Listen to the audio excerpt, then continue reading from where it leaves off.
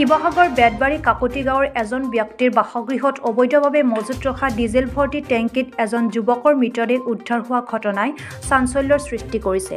বেতবাৰী কুৱামৰা সত্ৰৰ খনিক বৰুৱা নামৰ যুৱকজনৰ মৃতদেহ ডিজেল ভৰ্তি চিনটেক্সত উদ্ধাৰ হয়।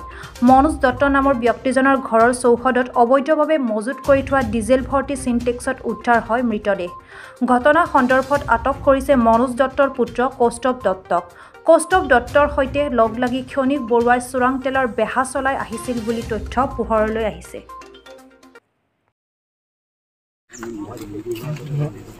ঘটনাটো মানে আমি এবাৰ তেল নিব আহিছিলোঁ আমাৰ ঘৰৰ পৰাই, নিজৰ ঘৰৰ পৰাই। তাৰপিছত আমাৰ ঘৰৰ পৰা তেল নিবলৈ আপুনি এটাত পাইপ লগাই তেলটো মানে ডিপু পৰা এবাৰ কিয় নিব লৈছিলে তোমালোকে? আমাৰ ঘৰতে তেল আছিলে হয়তো, মানে এইটো ইলিগেলি জমা কৰি ৰাখিছিলা? ইলিগেলি জমা কৰি ৰাখিছিলে, মই নাই ৰখা। খালি আমি ইয়াৰ পৰা নিছিলোঁহে মানে দুটাই মনে মনে বিকিবৰ কাৰণে। তালৈ চুৰ কৰিব লাগিছিলে? তাৰপৰা সি তাৰপিছত এটাত পাইপ লগাই ভৰালে তেল। তাৰপিছত আমি দুটাই আছিলোঁ, দুটাই পাইপ লগাই এটাত তেল ভৰালোঁ। তাৰপিছত এটাত যোনটো তাৰ তেনেকুৱা হৈ গ'ল, সেইটোত আচলতে তেলটো বেছি নাছিলে। কাজিয়া লাগি গটা মাৰি দিলা নেকি? নাই একো নহয়, সি সোমাই গৈছিলে। সি তাত সোমাই পেলাই তেল মোক এনেকৈ দি আছিলে।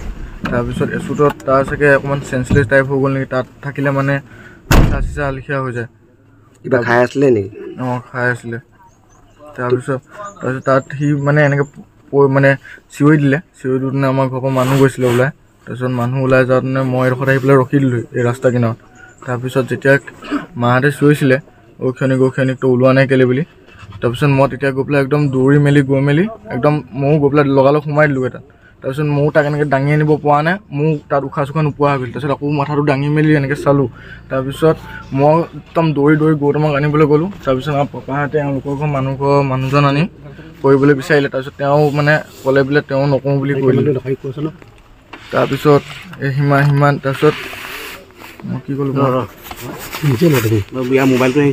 তাৰপিছত তাক মই বচাব নোৱাৰিলোঁ। তাৰপিছত মই ভিতৰত সোমাই মেলি গ'লোঁ, মই তাক টানি মেলি আনিব নোৱাৰিলোঁ, সি তাত ফচি গ'ল মানুহটো।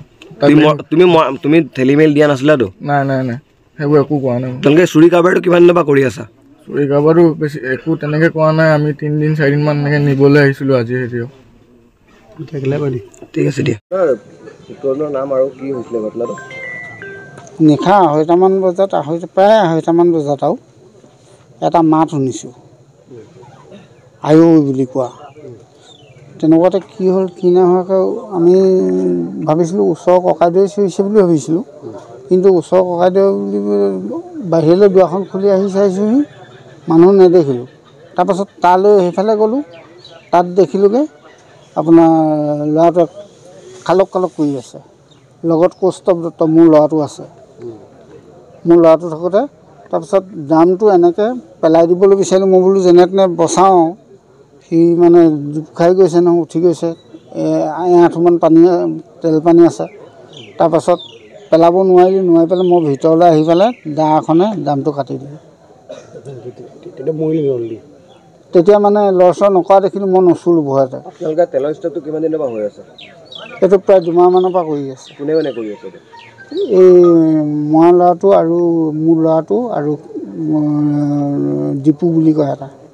ডিপু বুলি কোৱা? দুইটা কিনা। চব তেল চুৰি তেল ন? নাজানো ক'ৰবাত কি আনে তেল, কি কথা। এই তেলটো সিহঁতি ক'ত বিকিছিলে জানে নেকি? নাজানো সেইটো কথা। হ'ব দিয়ক।